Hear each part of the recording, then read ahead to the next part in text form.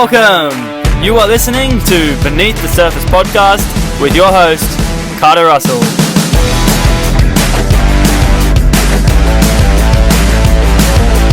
Our guest today is Jacqueline Pypers, who is also known as Better Than Bread. Jackie is a nutritionist specialising in gut health and hormones. Carter was excited to sit down with Jackie because her content is straight to the point. She is passionate about helping people get to the root cause of their health to provide long-term results rather than a band-aid solution. This conversation starts by Jackie discussing how her past health problems led her into this field of work.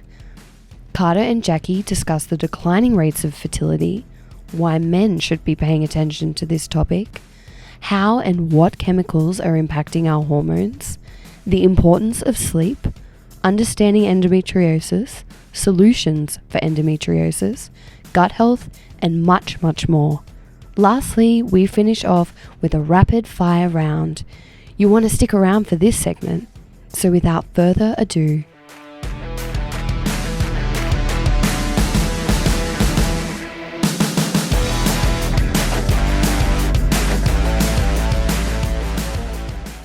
Jackie, Yes. welcome to Beneath the Surface podcast. I'm very excited to have you on here. Thank you. I'm very excited to be here. Jackie is a nutritionist with an amazing Instagram. Thank you.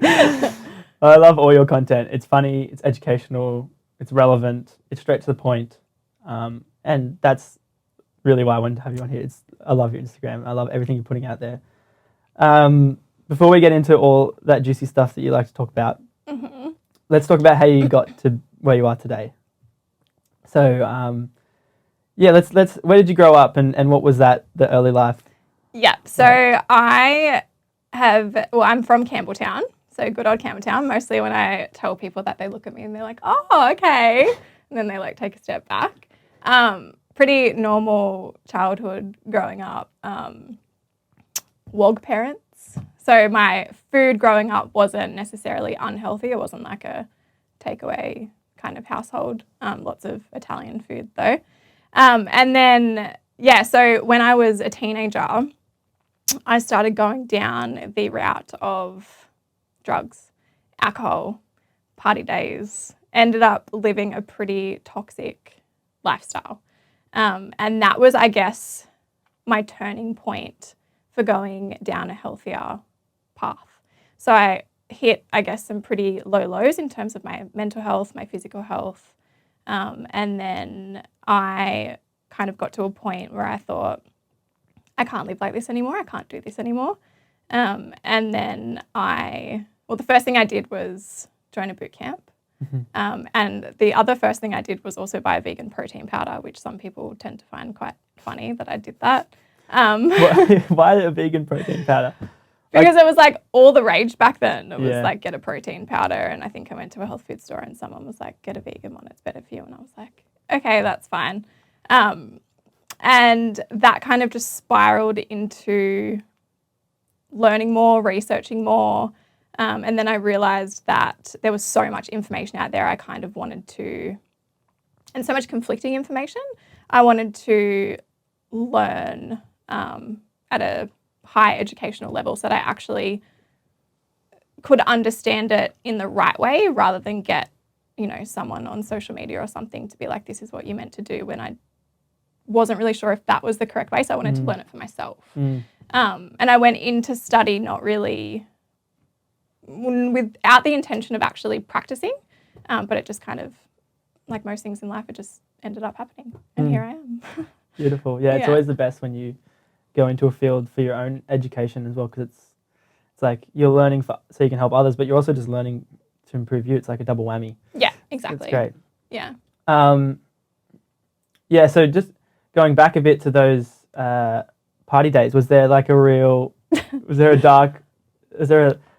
before you went to that boot camp, was there like a real crux of it all? Was it like a rock bottom or was it like a slow unraveling? Yeah, it was a pretty slow progression, I think. I did party for a number of years. Yeah, we've all been there, right? Yeah. And, I was also in a job that I didn't really like. And it definitely was a bit of a slow progression, and I started getting more and more unhappy, but couldn't really work out what the reason for it was. And I think I was also just a little bit afraid to look inward and actually kind of ask myself those things too. And then one of my biggest, I guess, low points was I went to my last Stereosonic festival, as you do. It was a 2-day festival. And I, drank heaps, did a lot of drugs, and threw my back out. Oh. Yeah, probably dancing too hard. I don't know. And then I got the flu really bad. My body kind of just deteriorated after that weekend. I ended up in bed on endone, and I was getting brain zaps, which then made me go to the doctor to ask what was happening. And he was like, oh, it's from the drugs that you've taken. And then my mental health was really bad. And I just remember being in bed on the endone thinking, oh, this endone feels good. And then just thinking, I need to stop this. And then, kind of started looking a bit inward and realizing I was unhappy in my relationship. I was unhappy in my job and my life, and then started making the changes. Yeah. Wow, that would have been heavy. And it's always hard to know, like, what's the first, like, when you're in that moment, it's always hard to know what's the first step to take from then. But you went to an exercise boot camp. Yep. What was the what was the decision process behind that? I just remember, I remember reading that like exercise was really good for your mental health. Yeah. And I was super unfit. So I just thought, well, I'll just do this. And I was a bit intimidated to go to the gym. So I thought, joining a boot camp where someone can tell me what to do would be the better thing. But then that kind of rolled me into like a full cardio thing, because then I was just obsessed with cardio. Okay. So then I went down this whole like my whole progression from starting to get healthy to where I am now. I went down veganism, I went down keto, I was obsessed with cardio, and then I, started going down the whole, I guess, body dysmorphia rabbit hole where all I wanted was to be skinny. It's been a very long journey where I've tried 100 different things to eventually get to where I am now. Yeah. Well, I think that's what you've got to do. When I see people that are struggling, and often there's like so much confusion because we're in the information age. There's so much confusion on like what's the next step to take. Yeah. I think it was Jordan Peterson. He said like just take a step, and then he says at least then you're over here and you're not back here. Like even if you go the wrong way, you've worked out that's the wrong way. Yeah. And it sounds like you just tried all these things: exercise, cardio, veganism, and that's ultimately where you've got to a place today where you feel a lot. I assume you feel a lot better. And, Yeah. So I think that's the key to anyone who's in hospital getting brain zaps right now. Would be just to try something, right? Yeah, exactly. Yeah. And then I had, a range of health issues along that time as well. Like there was also, I guess, a bit of a turning point for me to really dive even deeper into some of the research, especially around hormones, was when I lost my period. I didn't have a period for about 2 years, which kind of came off the back of exercising very heavily and not eating as much as what I should have. So I ended up falling into this category called hypothalamic amenorrhea, which is basically where you lose your period because you're over-exercising and under-eating, which actually, I went to a specialist and they diagnosed me with PCOS, polycystic ovarian syndrome, which was a misdiagnosis, which for hypothalamic amenorrhea is often misdiagnosed as PCOS. And when I was dealing with that diagnosis, I was doing a lot of my own research, and then I realised I don't have PCOS, I've got hypothalamic amenorrhea. And then I remember actually at that point I even wrote a really formal letter to my specialist being like, I think you've misdiagnosed me. And then, so like there's lots of things up until this point where, I've learnt a lot, but it's gotten me to where I am now. Yeah, wow. And so how did you go about getting your period back? Was that just through learning to slow down on the cardio and eat more food? Was that? Yeah. So I obviously realised that not having a period was not really beneficial for my health, as I guess good as it was to not have to deal with having a period every month. It was obviously not going to do me any long-term good. So I started working with a personal trainer, and I got more into weights rather than intense cardio, and trained less, and then just ate more. I went from eating like 1,100 calories to I think at the highest, I was eating like 3,000 calories. Wow. Yeah. Yeah, so once I gained weight and changed those things, then I got my period back. Oh, wonderful. Yeah. Cool. So what do you do today? What's better than bread? In terms of how I live my life. Well, Or- yeah, I guess how you live your life today, but then also what's how do you help others in your work? Your field? Yeah. So I do online consultations. So mostly I focus with women's hormones, fertility to a certain extent. I'm not really down the whole IVF realm yet because that's a whole nother kind of can of worms. But and also gut health are kind of my two specialties, which really gut health kind of encompasses everything because most stuff stems from the gut. So I take on clients and then help them with whatever potential issue they may have. I also just released a range of supplements as well with, kind of no bullshit ingredients because I feel like in the supplement world it's so saturated with a lot of crap. So decided to kind of go down that avenue as well. So that's kind of, what I do with myself now. And I feel like in terms of the way that I, live my life, I've got a pretty good balance, even though I don't really like that word, with, training and work and life. And I'm not as extreme as I used to be in the past. Why don't you like the word balance? Because I feel like balance doesn't really exist. Like I feel like there's a scale that is always tipping and it's never really balanced because sometimes you can, be really focused on work and then the life scale will tip, and then sometimes you can be really focused on life and the work scale will tip. It's really hard to have actual balance. I agree. It's like seasons, right? Like sometimes you have a season where you need to just grind and work, and then then you have a season where you're maybe more family orientated, and I think that's very wise. There's ebbs and flows in life, and it's very rarely fully balanced. Yes, I would exactly. say. And aiming for that can be exhausting. Exactly. Yeah. And the stress of trying to be balanced, like it just ends up being worse than all the good stuff that you're trying to do sometimes. Yeah. Yeah. So I've seen a few of your posts around fertility. I understand that that's a topic you're passionate about. Yes. Why is this a topic that men should be paying attention to as well? Yeah. So I think that, and not a lot of people know this, is that when it comes to infertility, the amount that men contribute to infertility is a lot more than what people think. So out of all infertility cases, about 50% of that is due to male factor, which is meaning reasons as to like the infertility is coming from the man's problem. Wow. Yeah. Yeah. So I think and also just fertility rates in general are declining at such a rapid rate.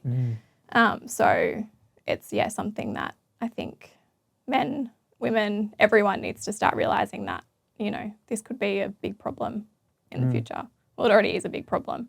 Yeah, what is it? 1 in 4 people struggle to conceive? I don't know the exact stats, but it's a lot. Yeah. And I think as well, like there's a lot more people that are turning to IVF, having to go down that route. But I also think that the increase in that is due to a higher amount of referrals.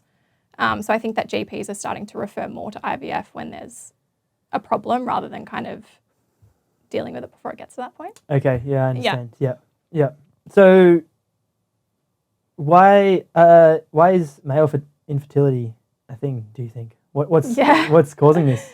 I think it's the combined assault of a multitude of factors. So it's, current diet and lifestyle. A huge one is the pollutants, toxins in our environment. We're kind of living in a toxic soup at the moment. So that's huge. Diet and lifestyle. They're probably the main things. Plus there's, obesity is huge, which comes from diet and lifestyle. And that's a huge factor. So it's kind of like an accumulation of all of these things in the way that we're living now that's really starting to impact our hormones and then our fertility. Yeah. What are some chemicals or pollutants that would be affecting fertility for men? Because that's to do with sperm count, isn't it? It's not just sperm count. So when you're looking at the health of sperm, you're looking at the shape of the sperm, basically whether or not they can swim as well, and then also the concentration or the count of sperm. So all these different factors can, I guess, hinder all those different things. But then also you're looking at something called DNA fragmentation. So when you do a semen analysis, DNA fragmentation is often left off. But basically what it means is that there's a glitch in one of the chromosomes. And then that causes basically issues with, being able to fall pregnant and keeping a pregnancy. So all of those sorts of factors like diet, lifestyle, everything impacts all of that to do with sperm. Yeah. And how do you mind explaining a little bit about how, say, something like polyester underwear or some sort of pollutant affects like the sperm count, mobility, and the DNA fragmentation? Yeah. So 'cause it seems pretty wild, like that the sperm in your testicles can be impacted by like something like as simple as polyester underwear or drinking from a plastic bottle. Yeah. Like the phthalates, is that phthalates? The phthalates, yeah. Phthalates, yeah. Because that's I've heard that that's a real big problem as far as sperm health. Yeah, phthalates, BPA. So these chemicals are endocrine disrupting chemicals. So they mimic hormones in the body and can basically make hormones in the body go a little bit crazy and change the hormonal concentration in the body, which can basically do a few things. One, it can hinder the amount of testosterone, like testicle testosterone that you're actually producing. But then it can also kind of mess with the signaling from the brain to the testicles to actually produce the testosterone. With these chemicals, it's also found that if you've got a high exposure to them when you're in the womb, so if you're a man and you're in, your mum's belly, and you're exposed to a high amount of these chemicals, which unfortunately most people are, you actually have an increased risk of, delayed puberty, a smaller penis size, smaller taint size. So, it has huge effects. And then later down the track, these endocrine disrupting chemicals, which we're so heavily exposed to, can cause a bunch of issues with testosterone, which then impacts fertility. And I think it's a lot of people, because you can't see them, a lot of people feel like they don't exist. Yeah. But, And you can't feel them, like there's no pain from it or there's just like putting underwear on, really. It's crazy to see that the ricochet effects of that. Yeah, exactly. Yeah. It's something that I think needs to be spoken about more. But then there's other things. So like even this whole craze into saunas can actually be really detrimental for fertility for men. Is that permanently or is it like just... It's more a short-term So that scared me issue. when it came out. I was like, shit, I've done so many saunas. Yeah, so it's like the heat from saunas, and then it's like also tight clothing. Anything that kind of heats up the testes can cause that DNA fragmentation, which then can lead to fertility problems. Yeah, okay. Yeah, the sperm are just so vulnerable. So there's not a lot of protection between, them and outside influences. And the actual cell of sperm is really small, so it's really vulnerable. But the actual protective mechanism is mostly made up of fats and like DHA, which is like an omega-3, and that's really susceptible to oxidative damage, which you get from, once again, pollutants, poor diet, stress, all these things. Like it's a very complex process and how it all is affected, but it's quite simple to just kind of like be healthier. Yeah, I get it. Well, let's talk hypothetically then. Let's say that you have a couple come to you, and let's assume they're both struggling. They're both fertile humans, but they both have their own issues and they can't conceive. Yeah. So Bob and Susan come to you, and what are you going to tell Bob and Susan? Like, what are you going to tell Susan to do, and what are you going to tell Bob to do as a general just consensus for fertility? If they're like, we want to have a baby. Yeah. I mean, first I would normally always do testing just Okay. to see where we're at. Yeah. So for the man, it would be semen analysis, usually with DNA fragmentation.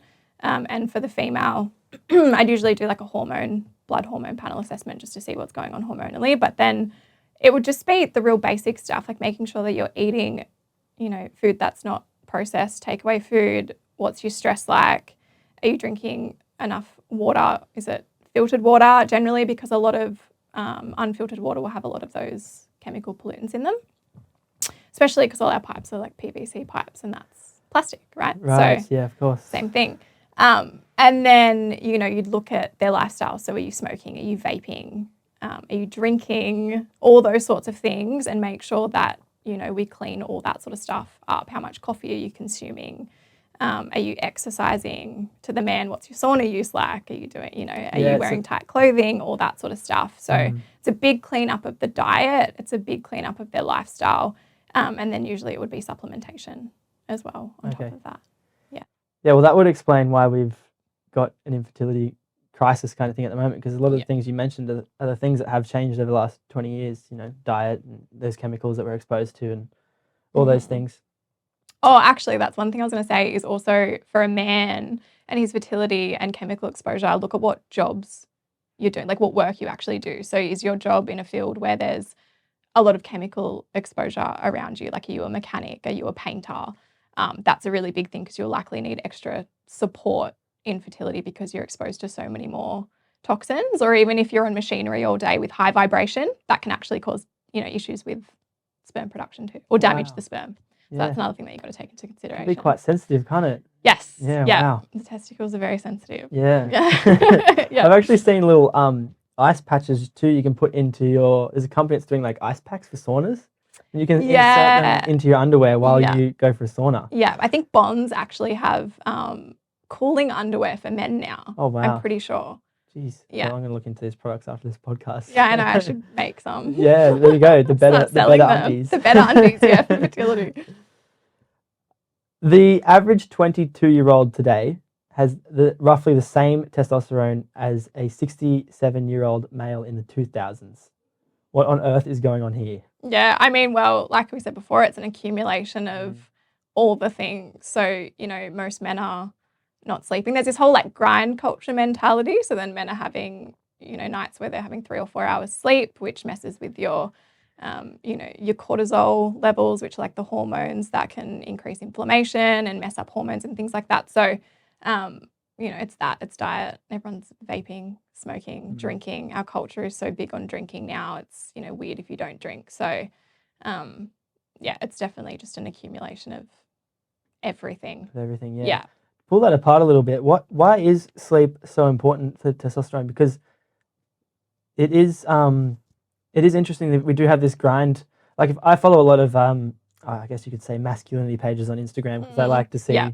I'm kind of in that field of helping the men's realm, so I like to see what everyone's putting out there, and there is sometimes this more extremist. I guess you could say toxic sometimes. View, which is like the Andrew Tate view. It's like I work 16 hours a day. I sleep when I'm dead. I'm providing for my family. Work, grind. And so there is that element of like, don't get much sleep. I mean, I've even found myself like when I was been working in different businesses, I'd be like, oh yeah, I'm going to pull an all-nighter because that's like I'm grinding and it's like it's good. Yeah. So but I also know that these men are like really particular about having as much testosterone in their body as possible as well. So do you want to talk about how important sleep is for testosterone function? Yeah, it's super important. Like I said before, sleep's really important, and your circadian rhythm, so the hormones that kind of control your sleep-wake cycle, they need to be at their optimum functioning levels. And so you've got melatonin and you've got cortisol. So having a good sleep routine makes sure that melatonin's rising at the right time and cortisol's rising at the right time. When you have imbalances in these, that's what can start to impact hormone production, the signaling between the brain and the testes, and then testosterone production as well. Melatonin and that whole circadian rhythm is really essential for normal hormone functioning in a man. So, and then like you can look at it just in a general health perspective as well. So if you're not sleeping well, then that's going to impact your immune system. It's going to impact your mood. You just have to look at the research on shift workers and their life expectancy, I think, is something, don't quote me, but I'm pretty sure it's like 15 years less than the normal average working person. Yeah, wow. So it's I think I heard that it was like equivalent to smoking a pack of cigarettes a day was doing night shifts. Yeah, like it wouldn't surprise me. It's so bad. Yeah. I've done a few overnight stays at my the disability job that I do currently, And yeah, the next day or next 3 days, I'm just like, so it's like jet lag. Yeah. It is. It's full on. I don't do Yeah. them anymore. Yeah, no, it's just really It's bad. And like, I get yeah. it. Some people don't have the choice of, quitting their job, but it's just about making sure that you support yourself as much as you can while you're not sleeping Not sleeping, yeah. as well as what you could be. And then I get the argument from mothers all the time. It's like, try having kids. It's so hard. Right. And I'm like, I get that. But like for the, general pop that have the ability to go to bed early and wake up, at a good time and have 8 hours sleep, it's like you need to be doing that for your health. That's why we see people wearing the red glasses before bed, like the blue light blocking glasses. Yes, to avoid the screen time right before sleep. Yeah, so that basically that light, so if you're on any kind of tech, TV, laptop, phone, whatever it may be, even really bright lights in the house, it basically tricks your brain into thinking it's still daytime. So that melatonin production doesn't rise like it should. Jeez, so much to hormones, isn't there? Yeah, It's very, very, very complex. And this is the very simplified version of it all. But lots of things that can disturb this balance. Even if you check your phone before you go to bed and you get an email from work that triggers a stress response, that rises your cortisol, the melatonin's going to have a problem kind of rising as well. So, jeez, I didn't know that. Wow. Yeah. No stress before bed either. No stress before bed, yeah. As much as what you can. Oh, wow.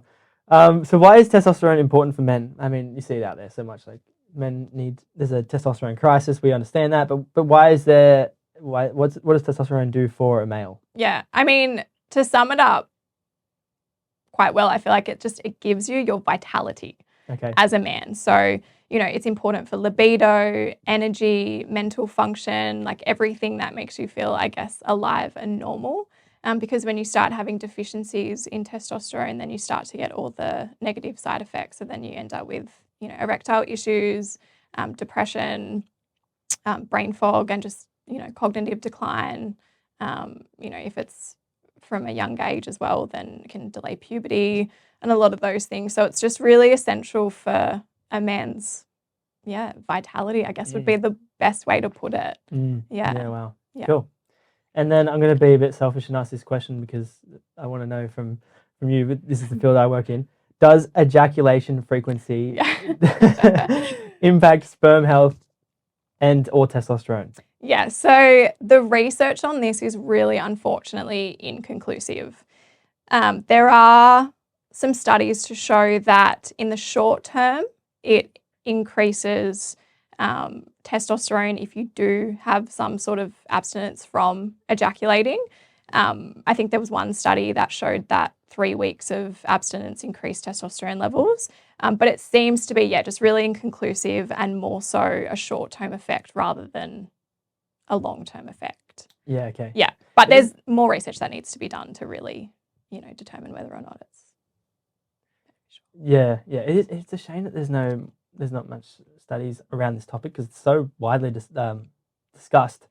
I see it on Reddit forums that I'm on like the no fap Reddit forums to read that, which is often no fap. No fap. So like no masturbation. And often it's like quite toxic. Like it's just men on there who are scared to touch their penis. Like they've gone from addiction to masturbation and porn to like extreme, I can't touch my penis, otherwise I'm in big trouble. Like they get like this OCD. So it's often quite toxic, but there are some good reads on there. And I read there's been a few people who have been testing their testosterone and then doing their own self-experiment, which I know there's no control. Like they could have been also fixing their diet. They could have been doing a number of things. But I saw one of these guys and he did like an intensive paragraph about it.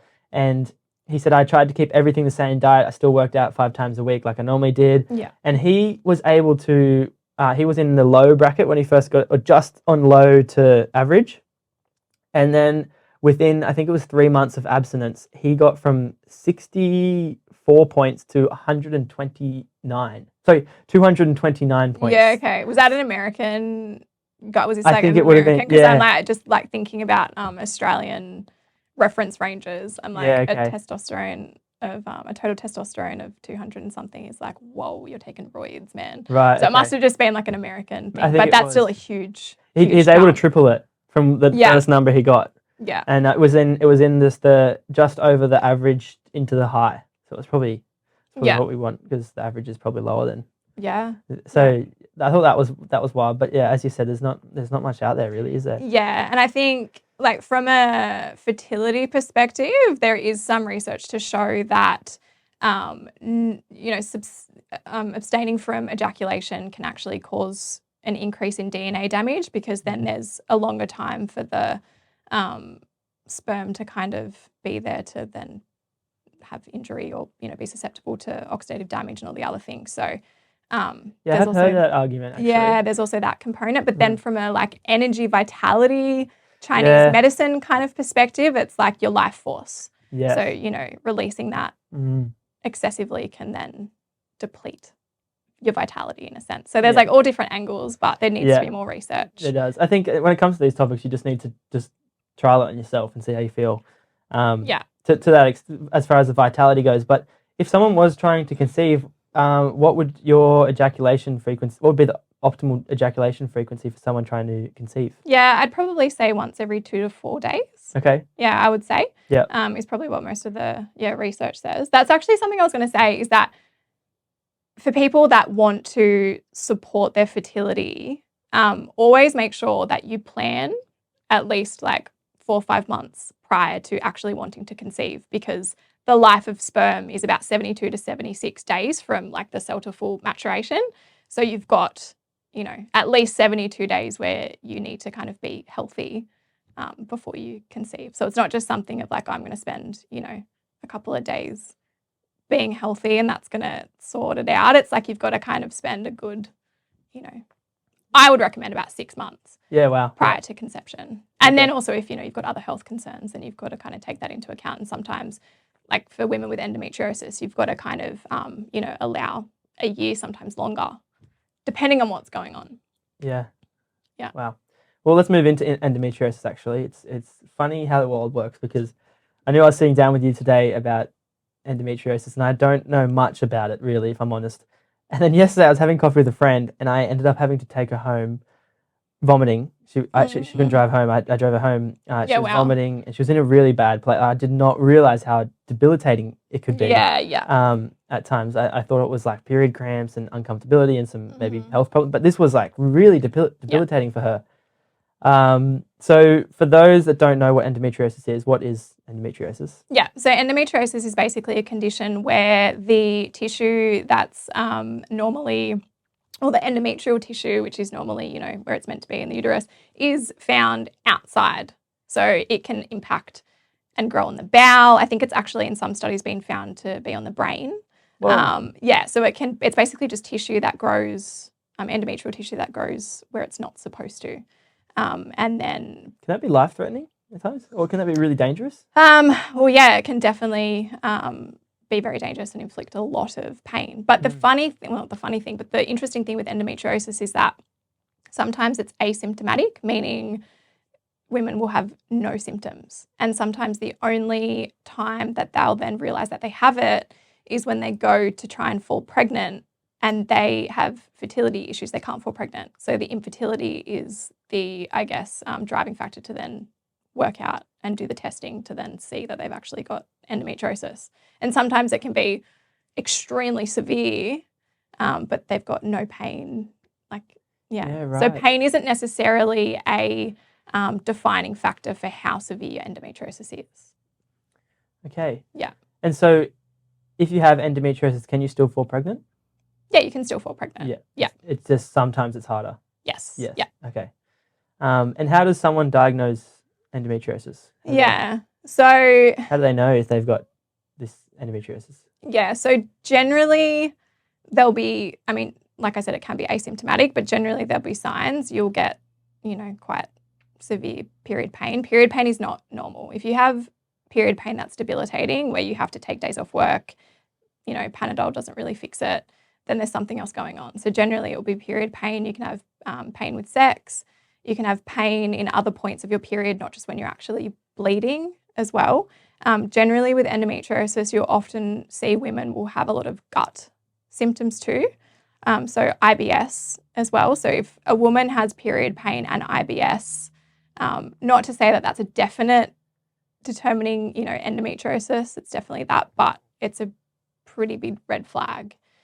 In terms of diagnosis, the gold standard is laparoscopy, which is surgery, so that you can actually kind of go in, see that it's there, make the diagnosis, and then remove the tissue. But you can sometimes also get some diagnosis with ultrasound, depending on the expertise of the sonographer. So there are specialty clinics in Australia that have, sonographers that are really specialised in detecting endometriosis. So you've got to really, and that comes down with surgery as well, you've got to make sure that you get a really good surgeon.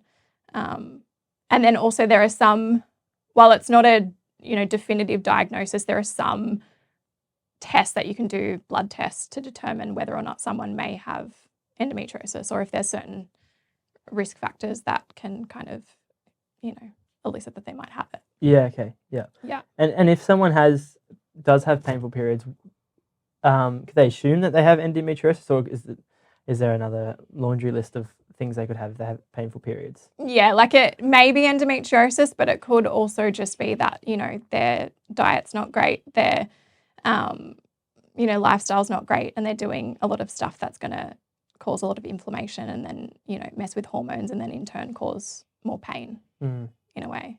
Yeah, so it's not always endometriosis, but painful periods are a pretty good indicator that there's something going on. Yeah, okay. And what are the impacts of surgery? Like, what are the potential dangers of getting it removed surgically? Because does it go away when you have surgery? So with surgery of endometriosis, you're removing the tissue. There is risk in terms of scarring. So I guess simplify it, sometimes depending on how many surgeries someone's had, it can actually cause like adhesions and then certain organs like sticking together in a way. Okay. It really comes down, like I said, to the expertise of the surgeon. So sometimes women will get surgery and then their pain gets worse. But surgery is beneficial in the fact that it gives you a really good basis to start with. So like if you remove the tissue, then you've got a lot of interventions that can assist with disease progression and making sure that it doesn't proliferate to what it was before.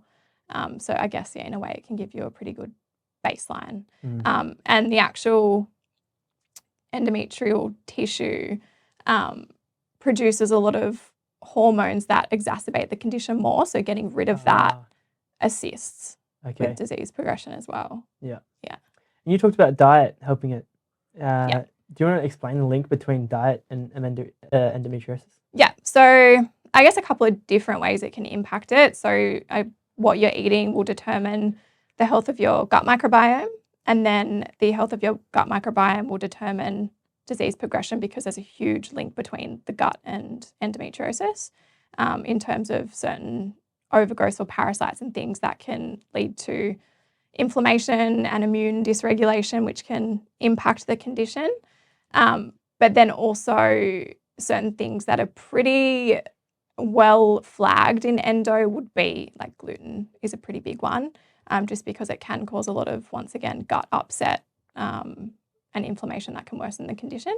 And then just, any of your processed shitty foods, all that sort of stuff's it really comes down to gut health. And then also if you're eating a really poor diet, then you're not getting the nutrients that you need to support your immune system and the oxidative damage and the inflammation and everything that comes with the disease. Yeah, okay. Because I get, like, when you have a poor diet, you're going to feel fatigued and less energized, but it's pretty wild to think that the food you consume then ultimately ends up, if you're going to have endometrial lining growing in parts that aren't supposed to grow.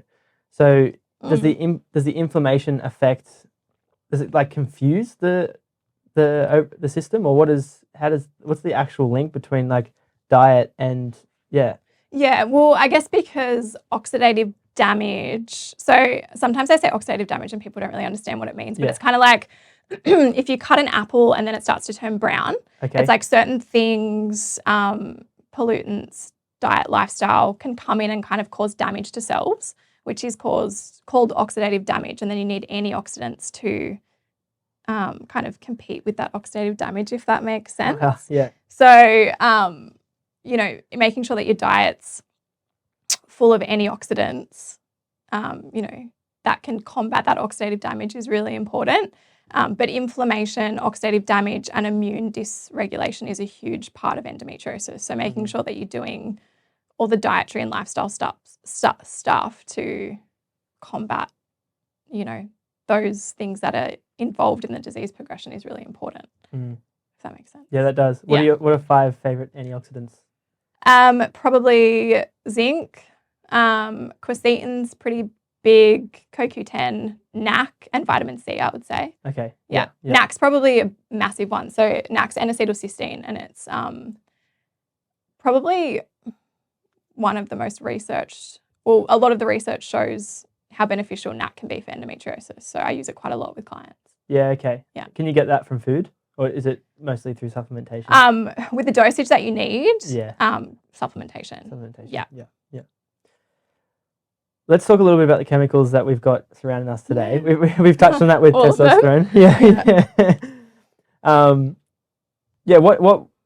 What chemicals do you want to touch on that you see a lot that are causing a lot of damage in the world that you see today? Yeah, I think especially when it comes to endometriosis and women, I think just all the chemicals that are in, like if you have a standard chick in front of you and then you go through like what makeup is she wearing, what moisturizer is she using, what perfume is she wearing, all of those sorts of things, like all the chemicals in everything that we use every day, I think is, massive. And I think everyone needs to be a lot more aware of all of that. And plastics is a huge one as well. So, I go to Woolies and I see like my Muscle Chef meals, and then I know that people are buying them and going home and heating them up in the microwave, and I'm like, don't eat plastic in the microwave. I'm like, so plastics, even touching receipts, is big. It's just where, like I said, we're living in a toxic soup. So, I, like whatever, even these lounges, it's like what flame retardants are on these lounges, you know what I mean? Yeah. But then you can then start to get a bit crazy about things, and you got to be like, oh, well, I've just got to live in a bubble then. But is the bubble plastic? Like, you know what I mean? So yeah, you don't want to get too extreme. Yeah. So what are some things that, like, what are some 5 tips people can do to limit their exposure to these chemicals that you would advise? Yeah. So don't use plastic water bottles. Okay. Yep. Would be a big one. And also cleaning products.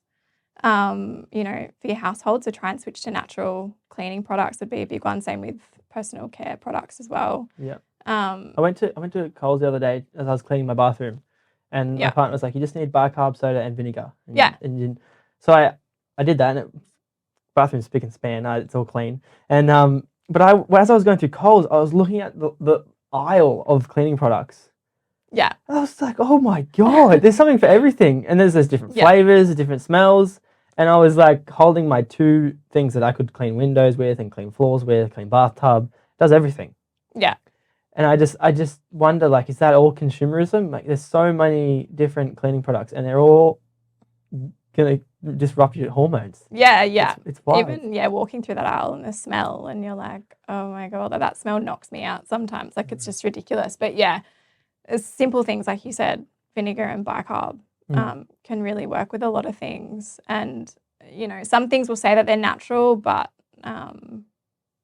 sometimes they're not. Yeah, it's hard. Is the other thing as well. There's a couple of really good apps that you can get. I think one, I don't know if you pronounce it, I think it's Yucca. Okay. And Think Dirty are 2 apps that you can get that you can kind of like scan products, and then it tells you how, I guess, harmful they are and what chemicals they have. They're not 100% accurate, and sometimes I scan stuff and I'm like, I probably still wouldn't use that, but it's a pretty good,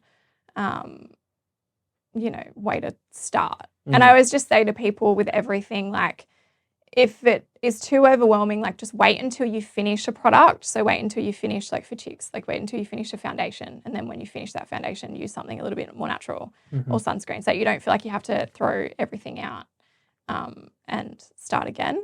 Yeah. And then like where you're storing your food's really big as well. So only store in, glass containers. Don't use plastic containers is a big one. Like there's all little things that you can do to. Anyway, you can just empty that toxic load that you've got. Because at Yeah. the end of the day, we live in, as you said, the world where these couches have probably got something on it. The air's full of little dust microbiomes from tires, and it's everywhere. But if any way that we can limit that, is advised. Is that what? Yeah. Yeah, and don't stress yourself out about it. Just try and minimize it as much as you can, because you can't eradicate it completely. It's like kind of like pick your poison, you know, because you've still also got to live your life. It's like, you know, you can remove all the toxins from all the personal care products, but you might dye your hair once every 6 months. It's not going to kill you. It's just limit your exposure where you can. Yeah. Yeah. One more thing I want to touch on before we get into rapid fire round is diet, because this is like super, super confusing. And I feel for people who, you know, are just looking into trying to be more healthy and maybe trying to eat healthier, because I see some people and they're like, okay, I'm going to get the healthy option. So they go and get a, I don't know, cabbage slaw with mayonnaise from Coles. And like that's a salad for dinner and that's healthy. What is a healthy diet in your eyes? I definitely don't agree with the extreme of both sides, veganism and carnivore. I'm definitely an advocate for being an omnivore. So I guess the healthier diet, and this will change for everyone because everyone's got different health issues, right? So like one person might be able to eat gluten, one person might not. One person might be going through you know, some issues with their gut, and then they need to consume a low histamine diet. Like, it's very individual, but at the end of the day, it just needs to be real food. Like, and I think people always overcomplicate stuff, like we always do in life. We just, you know, life's pretty simple, but we just complicate it a lot of the time. And the same goes with food. You don't have to be extreme. You don't have to, you know, cut out complete food groups most of the time. Like I said, some people, there's definitely individual variability, but it's just about eating real food, like vegetables, fruit, good quality meat, some fish, like, you know. But even then, it's like you look at the fish and then this is when your mind can go crazy, right? Because you're like, what toxins are in the sea and all the microplastics and all that stuff. But that's a good starting point. Just remove the crap. Stop eating McDonald's and KFC. Stop, you know, try and do, you know, it doesn't. People say that they've got no time to eat healthy, and I just think a lot of the time that's a cop-out, because, you know, you can do an hour or two of meal prep on a Sunday and then you've got food for 3 or 4 days. Like, it's really not that hard. It's just a value equation, isn't it? It's like how much do you value your health? Yeah. And if you do, then you can make the time for it. Yeah. Yeah. Like, there's nothing wrong with steak, mashed potato and salad for dinner. You know what I mean? But people tend to just overcook it. Yeah. Like, you know? So, I do just get eat real food and don't eat the crap. And try to not eat as many things that come out of a packet. Yes. That's seriously, it can be as simple as that. Why should we avoid vegetable oils? Vegetable oil. So demonized, like most things. Like soy is so demonized as well. Yeah. So vegetable oils, they're higher in omega-6s. The processing of them is not great. So like all the excessive heat that they undergo and everything, you know, they kind of end up as a bit of an oxidized product. That's not great for you. So it throws out that balance in an already imbalanced world of, you know, being exposed to so many things that increase our inflammation. And then you chuck in vegetable oils, which are in everything. On top of that, it just increases the problem more. But I will say that I think vegetable oils, while they're not great and I don't advocate for them, they're also not, you know, in my opinion, the biggest problem. I think processed food is the biggest problem. So if you replaced, you know, vegetable oil in all processed food with extra virgin olive oil or butter, you're still going to have health issues because the processed food itself is still bad. So if you got rid of the vegetable oil but still ate the processed food with better, healthier fats, it's still going to be bad for you. So limit your consumption where you can. But at the end of the day, it just comes back to don't eat processed food, because that's usually where vegetable oil is. Exactly, yeah. It's like they go hand in hand. I challenge the listener to go through Coles or Woolworths and try and find products that don't have sunflower oil, vegetable oil, canola oil, or rice bran oil in them. It's impossible. Yeah, good luck. Even if you go to a health food store as well, like it's still in there. It's ridiculous. It's crazy. Is it true that they were first made for car engines, motor oil? I heard that from someone. I'm pretty sure and don't quote me on this, but I'm pretty sure they were first a byproduct of soap manufacturing. but I could be wrong. But I'm pretty sure I read that somewhere. Wouldn't surprise me. But I know that their original use was not like the food industry is really smart. So they don't like waste. They want to make money off everything. So whatever's kind of left over, they'll be like, oh, here's this cool new product. You know what I mean? So it's all packaged and looks nice. Yeah. Like Cool. I'm pretty sure that was even part of like how pea protein was created and whey protein and stuff like that. Oh yeah, because whey's is that the Byproduct of dairy? Yeah. So it's like the food manufacturing industry is really just package it up as something nice and edible. Yeah, pretty much. Yeah. What are some success stories you've had from your mentoring or the clients that you've worked with? Is there one that sticks out more than others, or? I think the clients that stick with me the most are probably my fertility clients that then come to me with a positive pregnancy test. I think that's probably, the most rewarding part of my job. Yeah. I had one client, she had endometriosis and then she was told that she had premature ovarian failure, which is kind of like, your ovaries are shutting down, they're not working anymore. And we went through a really long kind of treatment road with her, but she is now 35 weeks pregnant. Oh, wow. Yeah, so it's really nice stories like that. And then obviously just, women that come back to me and they're like, I can actually live my life now. I've got my period and I'm not stuck at home in debilitating pain. Yeah. It's a big problem. I feel like I don't really know people that don't have period pain. Yeah, it's hard to, and like your period's really a monthly report card for how healthy you were in that month. It's a big indicator of whether you need to kind of change some things up. Is fertility a passionate topic for you because you're excited to be a mother one day? Is that, or do you just know the pain of? I just know, like, for a lot of women, it's a big thing. Me personally, I've never really been maternal, but I definitely do want kids one day. Yeah, I'm changed as the older I get, the more I want kids. Yeah. Yeah. Does that? Let's move on to rapid fire round. Okay. I love this one. Okay. What is one of the biggest lies we've been sold to about our health? That medications are the only way. Like, you need a prescription for whatever problem you've got, I feel like is a big one. There's other ways to, and don't get me wrong, we need, conventional medicine and we need medications. They save lives. If you've got an infection, you sometimes need antibiotics. But I think that, we kind of are told more often than not that medications are the only way. Yeah. Beautiful. If you could just scream one thing from the top of the mountain, what would it be? Don't eat processed food, probably. Like, Sure. Or don't drink tap water. No. Would probably be the other one.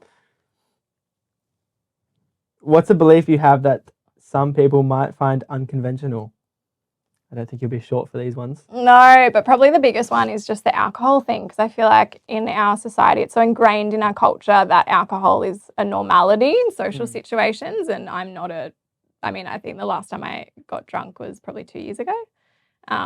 And, people, when I say I don't drink, a lot of people are like, what? Like, are you okay? Like, are you an addict? Or, are you pregnant? Like, what's going on? Yeah. So I think that's probably the biggest one. Yeah. No, it's like I think Chris Williamson says it's the only drug that you're peer pressured into taking. Or that is socially acceptable to peer pressure other people into taking. Unless you're from Campbelltown, and then you'll be peer pressured into everything. 3 quick tips for men looking to increase their testosterone. Sleep 8 hours. Don't drink and don't smoke or vape. Seems pretty easy. Yeah. Why? What does vaping do? Why vaping? Because that's a fresh one, and it scares me. I don't really think that there's too much. There's a fair amount of research now, I think, but I don't know. I feel like just once again all the chemicals and stuff that's in the vapes is probably one of the biggest things. Yeah, it's a bit of a God knows what they're going to find about those, and a few more years. Yeah, I'm pretty sure Huberman's done a lot of, I think he may have done a podcast on vaping Okay. and why it's bad. I could be making that up, but I'm pretty sure he did. Yeah, it sounds like something he'd do. Yeah. Yeah. Vegan or carnivore? Neither. Omnivore. I hate the just extremist. And don't get me wrong, I once was kind of like, I think I could jump on the carnivore bandwagon, and I was vegan for a little bit. So I definitely think that, you need both to be healthy. What happened when you went vegan? My health deteriorated so much. My gut health was horrible. I had cystic acne. My mental health was terrible. It was a very bad time. Yeah. And I was like, oh yeah, you need protein. I think I don't know. Don't get me wrong, some people can be vegetarian and vegan and they can be thriving, but it's a lot of hard work. And yeah, you have to make sure that you're doing it right. And more often than not, you'll probably need to supplement. And there'll be a lot of people that will get really angry as I say this. But yeah, it's a lot of hard work. Can be done, but hard work. Hard work, yeah. Because I've I don't know. For some reason, I seem to have a lot of stuff about vegan and carnivore on my feed. I guess I'm interested in that, so that probably makes sense why. But I've come to the conclusion because that it's just everyone's so different. Like some people can be vegan, vegetarian, and just absolutely thrive.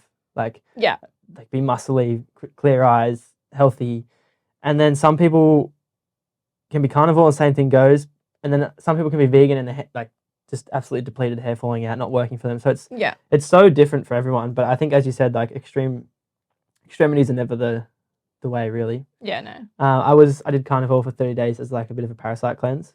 Yeah. I was taking some herbs and doing that, and I already had a really clean diet, 30 grams of protein every morning, lots of protein in my diet already for consistently about a year. Yeah. So then when I went carnivore, I went carnivore off the back of a 3-day fast, and it was good. I felt really clear and I did feel good, but come 2 weeks into it, I had zero carbohydrates for probably 2 weeks at that point, and I was a lot weaker. My gym exercises was massively weak. I was a lot weaker. Yeah. And I kind of realized how much I needed carbs. Yeah. So I think it depends. And then if someone did a carnivore cleanse off the back of eating twisties and cereal and Wheat Bix for breakfast, they're gonna feel amazing. They're gonna feel strong. Yeah. So it's a really hard topic, that one. Yeah, and it comes down to, like I said before, individual variability. Everyone's going to respond a little bit different, and like you said, that's the same with vegan diets. A lot of people were eating, really rubbish food before, pie, sausage rolls, all that sort of stuff, and then they go to eating heaps more vegetables, and they do veganism in quite a clean way, and they feel amazing. Yeah. So it just depends. Is period pain a natural thing that women should accept? No. Period pain is, not, it's common, but it's not normal. And you should get it checked out. What about PMS symptoms? Yeah, also, I feel like women will naturally be more fatigued around their period, and certain changes like that is more, I guess, normal. But if you're having, massive mood changes, irritability, extremely sore breasts, which is pretty common, acne breakouts, that's also not normal, and that shows that there's a big imbalance with your hormones. Yeah. Most men die from prostate cancer. Not from it, but with it. Sorry. Yeah. Let me do that again. It's like AIDS. Most men die with prostate cancer. Not from it, but with it. It's really common for elderly men. What's some things people can do to prevent this? Yeah, prostate cancer is not really my area of expertise, but I know that saw palmetto, which is, I think that's how you pronounce it, a herb, is really, it's quite often used in prostate cancer, and also zinc too. So that's a couple of little pearls of wisdom. Yeah, cool. But other than that, not really a big expert on prostate cancer.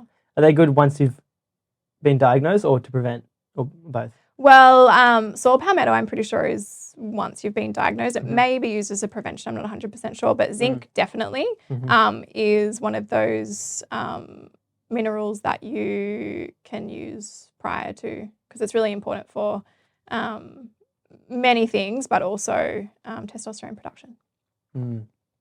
and testicular health. So Okay, I'll have to check those out. yeah. For someone who wants to start being more healthy and like looking into their health, but just feel completely overwhelmed, what would be their first step? What would be the first step you'd advise to them? To start to get healthy, Mm. I feel like the first thing people should do is sleep.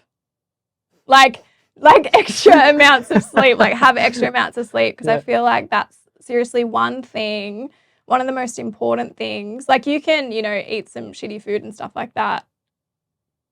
And I feel like sleep's one of the biggest things that will like be detrimental to your health if you don't get enough. Mm-hmm. Sure, like diet and stuff will as well, but I feel like if you've slept, and it's going to help you have a clearer mind, which will help you make better choices and be able to function better and then make healthier choices. I feel like everyone just needs to focus on sleep for a while, because I feel like every single person I talk to is like, oh yeah, I had like 5 hours sleep, and I'm like, what? Yeah, it is a bit of in our culture today to not sleep as much as we should. Yeah, and it's like it's honestly one of the most important things that you can do for your health. That might be an answer for our closing tradition then. So I ask a question at the end of every podcast, and it is, if you could advise one practical step that people could take to help both the individual and society, what would it be? Sleep. No. I feel like everyone would be less angry if they just slept, which would help society in the long run. Don't use plastic. Would be a good one as well, because chemicals helping the environment. Yeah, these questions really put you on the spot, don't they? They do. Yeah. Well, plastics is a good one. I mean, yeah, obviously that's damaging to the environment, but we already know that. Like, I think what's coming out now is it's also damaging to us. I think microplastics were found in someone's bloodstream the other day for the first time ever or something. Oh yeah, they're like found everywhere, and I think there was a study or something that came out. I don't know exactly, but saying that like the actual amount of microplastics found in like bottled water and stuff is way more than what we thought it was. It's just like a huge problem. Be more eco-friendly. Well, what are your plans from here? What has Jackie got in store for 2024? So I'm expanding my supplement range, which is exciting. What's your next stuff? Are you allowed to leak, or is that secret? Yeah, I've got beef liver, beef spleen, and protein powders coming out in probably about 3 or 4 weeks, which is exciting.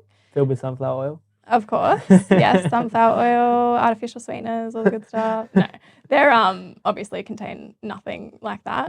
So I've got that coming out, and then I'm doing a bunch of online programs this year. So I'm actually, interestingly enough, almost finished an ebook / webinar that's all on male fertility. Oh, really? Yeah. Cool. Yeah. So and then I'll be doing one on endometriosis and a couple of other things. So yeah, doing a lot more of the online space work type stuff. Yeah, that's cool. Yeah. That means you can help more people without having to be like one-on-one with everyone all the time. Yeah. Yeah. Do you work with men? Yeah, I do. Yeah. You do? Okay. Yeah. Cool. Yeah, definitely do. Awesome. Mostly, a lot of my interestingly enough, a lot of the men that I work with are all fly in, fly out. They all tend to have really bad gut health. Okay. Yeah. Like, interestingly enough. Are these like fly in, fly out mechanics and oil just riggers? a whole range of things. But they seem to all come to me because of their gut health. And I'm like, what are they feeding you in like I don't understand what's going on, but anyway. Okay. Interesting. Yeah. But it also could be a stress thing, a lack of sleep thing. Like, that's all going to impact your gut health. So yeah. But yeah, definitely do work with men. And where can people find you? I'll put everything in the show notes. Yeah, so Instagram, Better Than Bread, my website, betterthanbread.com.au. Where did the name Better Than Bread come from? Everyone asks me that, and I'm like, I need to come up with some like actual entertaining story as to why. But I like came up with that name in probably like while I was in uni.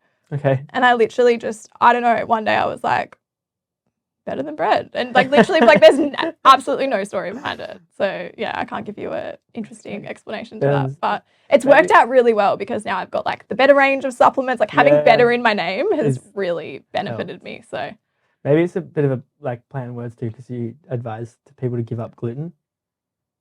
Well, not everyone. Okay. But and that's what everyone like. That's what I thought it was. Like, this is better than bread. Because Yeah. bread is not good. That's what I thought it was. No, I definitely okay. do not tell everyone to get off gluten. Okay. But everyone always assumes that it's like, oh, you don't eat bread. And I'm like, Ah. well, I actually love sourdough, so it's not really that. But I don't know. It's a name. It's stuck now. Yeah. So That's cool. yeah. Well, thank you for coming on, Jackie. It's been Thank great to you talk to for you. having me. Yeah.